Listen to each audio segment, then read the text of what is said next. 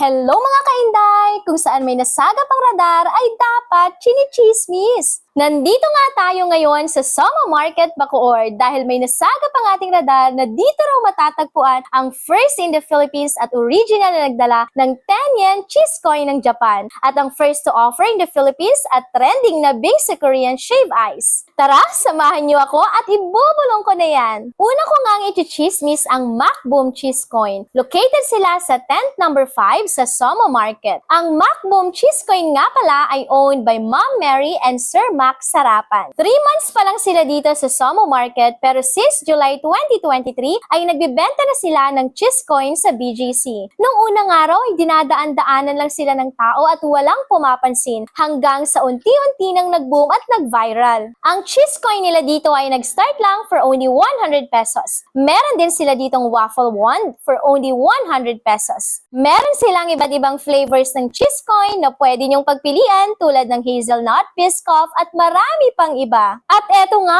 itatry natin kung gaano kahaba ang stretch na magagawa natin sa kanilang crazy cheese coin. Parang maikli lang yung mababa. Maikli lang yung mababanat ko. Sige po ma'am. Pagyakin mo po. Parang ang ikli nung nabanat ko. Sige lang po. Mahaba pa po yan. Sige pa po. Sige pa po. I-stretch po talaga yan. Sige lang ma'am. Sige lang po. Yan, sige. Sa baba. Sa baba. Sa baba. Yan na po talaga. Sige lang. Wala na siyang ibabanat. Okay. Sige po ma'am. Galing.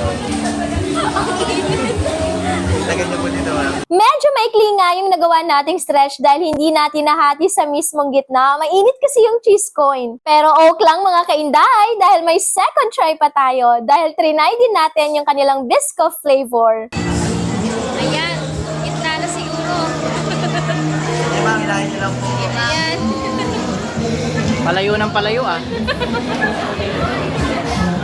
Siguro, ang stretching depende sa height. Aangat na. Sabi niya ganun.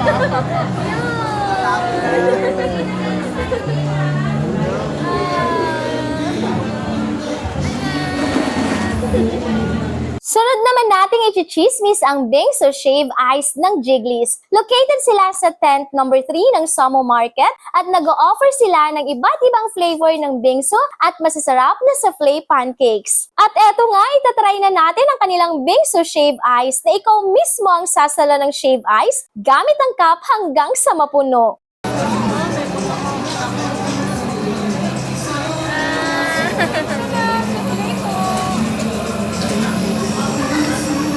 Nasaan toppings ito?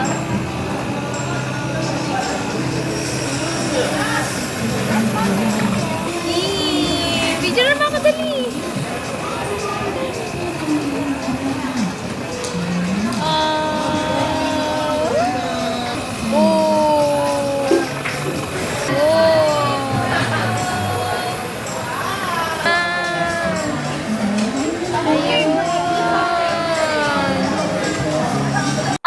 Nga ng bingsu nila dito ay 200 pesos na merong iba't ibang flavors na pwedeng pagpilian. Choco fudge nga ang napili nating flavor dahil not available na yung blueberry. Masarap yung shave ice nila. Condensed milk ang flavor ng ice at pino na parang snow ang texture niya. Nakakatuwa nga yung experience ko dito mga kainday. Para akong bumalik sa pagkabata dahil sa fun factor na hatid ng mga pagkain dito kaya hindi ako magtataka kung bakit nagtitrending ang mga ito. Open ang Somo Market ng Friday from 4 p.m. to 10 p.m. at 2 p.m. to 10 p.m. naman pag Saturday and Sunday. Pwede nyo ding i-visit ang FB page ng MacBoom Cheese Coin at Jiggly's para sa iba pang inquiries. Kaya ano pang hinihintay nyo mga kainday? Punta na dito sa Somo Market at itry nyo na ang masarap at trending na cheese coin at bingsu. Hanggang sa muling chismis mga inday! Follow, like, and share! Salamat!